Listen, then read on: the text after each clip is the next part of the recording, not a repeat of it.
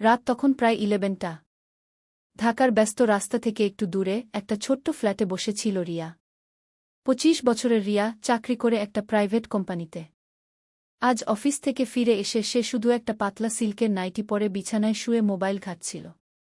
বাইরে হালকা বৃষ্টি পড়ছে, জানালা দিয়ে ঠান্ডা হাওয়া আসছে। তার শরীরে একটা অদ্ভুত উষ্ণতা খেলা করছে, অনেকদিন একা থাকার ফল। হঠাৎ দরজায় টোকা পড়ল। কে এত রাতে? রিয়া উঠে দরজা খুলতেই দেখল তার পুরনো কলেজ ফ্রেন্ড আরিফ দাঁড়িয়ে। ভিজে চুল, হাতে একটা ব্যাগ। সরি রিয়া, এত রাতে ডিস্টার্ব করলাম। আমার ফ্ল্যাটের চাবি হারিয়ে গেছে আর বৃষ্টিতে ভিজে একাকার। তোর এখানে কাছাকাছি বলে চলে এলাম। একটু থাকতে পারি? আরিফের গলায় একটা লজ্জা মেশানো অনুরোধ। রিয়া হেসে বলল, আয় ভিতরে। ভিজে গেছিস তো? তোয়ালে দিচ্ছি গু। আরিফ ভিতরে এসে বসল। রিয়া তোয়ালে এনে দিল। আরিফ শার্ট খুলে মুছতে লাগল। তার চওড়া বুক, হালকা পেশি, রিয়ার চোখ আটকে গেল। কলেজে আরিফের প্রতি তার একটা গোপন আকর্ষণ ছিল, কিন্তু কখনো বলা হয়নি। চা খাবি? রিয়া জিজ্ঞেস করল, নিজের চোখ সরিয়ে নিয়ে। হ্যাঁ, দেখু। রিয়া কিচেনে গিয়ে চা বানাতে লাগল। আরিফ পিছনে এসে দাঁড়াল। অনেকদিন পর দেখা হলো রে। তুই তো আরও সুন্দর হয়ে গেছিস কু। রিয়া লজ্জায় হেসে ফেল।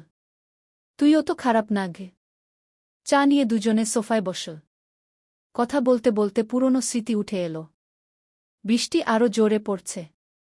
আরিফের হাত হঠাৎ রিয়ার হাতে ঠেকল। দুজনেই চমকে উঠল, কিন্তু হাত সরাল না। রিয়া, আমি কলেজ থেকেই তোকে গি। আরিফের গলা ভারী হয়ে এলো। রিয়া তার দিকে তাকাল। চোখে চোখে কথা হল। আরিফ ধীরে ধীরে এগিয়ে এলো। তার ঠোঁট রিয়ার ঠোঁটে ছুঁয়ে গেল। প্রথমে হালকা, তারপর গভীর চুম্বন। রিয়ার শরীরে বিদ্যুৎ খেলে গেল। সে আরিফের বুকে হাত রাখল, তার গলা জড়িয়ে ধরল। আরিফের হাত রিয়ার কোমরে চলে গেল। পাতলা নাইটির উপর দিয়ে তার উষ্ণ হাতের স্পর্শে রিয়া কেঁপে উঠল। আরিফ তার গলায় একটা মিনতি।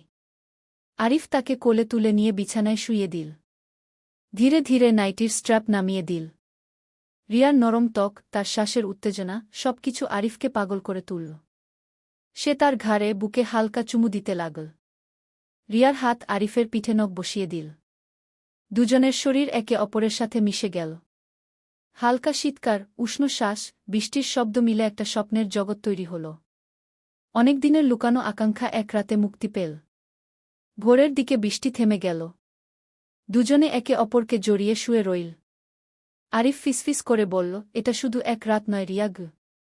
রিয়া হেসে তার বুকে মাথা রাখল। জানি ভোরের আলো জানালা দিয়ে ঢুকে পড়েছে। বৃষ্টি থেমে গেছে অনেকক্ষণ, কিন্তু বিছানায় রিয়া আর আরিফ এখনও জড়াজড়ি করে শুয়ে। রিয়ার মাথা আরিফের বুকে, তার আঙুল আরিফের চুলে খেলা করছে। আরিফের হাত রিয়ার কোমরে শক্ত করে জড়ানো। ঘুম হল না একদম? রিয়া ফিসফিস করে জিজ্ঞেস করল। আরিফ হাসল। তোকে জড়িয়ে থাকলে কার ঘুম হয় বল? রিয়া লজ্জায় তার বুকে মুখ লুকাল। গত রাতের স্মৃতি এখনও তার শরীরে জ্বলজ্বল করছে। আরিফের স্পর্শ, তার গভীর চুমু, তার উষ্ণ শ্বাস, সবকিছু যেন এখনও তাজা। আরিফ ধীরে ধীরে তার পিঠে হাত বুলাতে লাগল।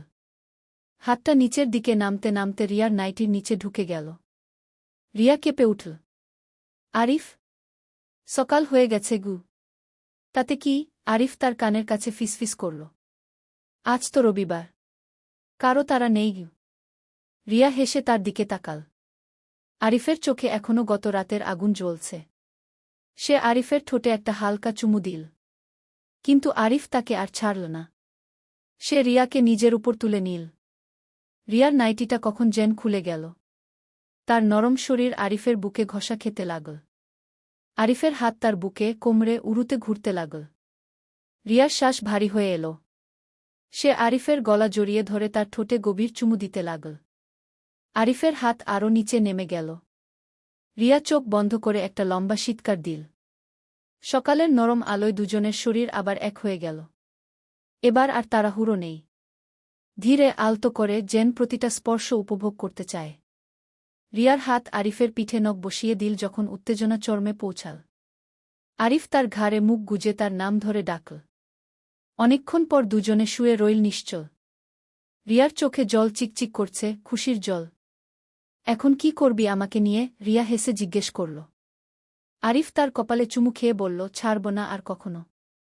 আজ থেকে তুই আমার উ।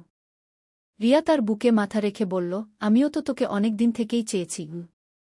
দুজনে উঠে বাথরুমে গেল একসাথে। গোসল করতে করতে আবার হাত ঘুরে গেল। হাসি, ছোঁয়া, চুমু সব মিশে একটা নতুন শুরু হল। ব্রেকফাস্ট বানাতে গিয়ে রান্নাঘরেও থামল না। আরিফ পিছন থেকে জড়িয়ে ধরল। রিয়া হেসে বলল, এভাবে চললে তো খাওয়াই হবে না। আরিফ বলল, খিদা তো অন্য জিনিসেরও আছে গি। দিনটা কাটল শুধু দুজনার। কোনো তাড়া নেই, কোনো লজ্জা নেই।